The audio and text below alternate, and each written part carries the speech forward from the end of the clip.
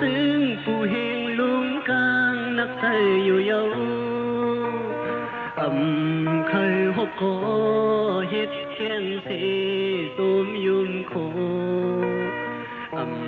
หมออ่อนวอนเฮ็ดก่อซึ่งสังยาสอบตินอดเยา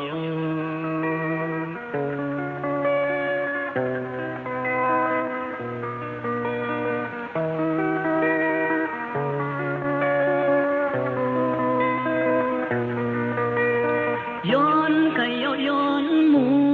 ปันมันสังยอบที่เอาคอยโลดแทงคนโชมาโชเลยโลโชเลยผู้เห็นปลายเมฆลุงกลางอ่อนก็สองเยามันแทนกัน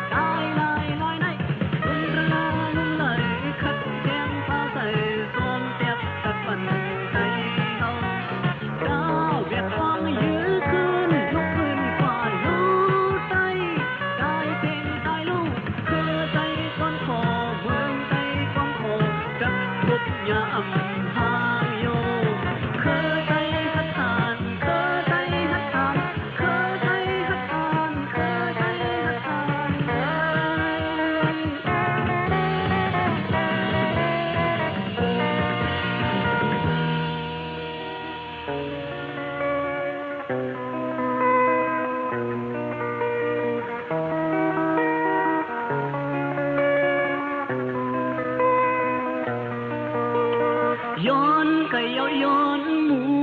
ปันมันสังยอบที่เอาคอยโลดแทงคนโชมาโช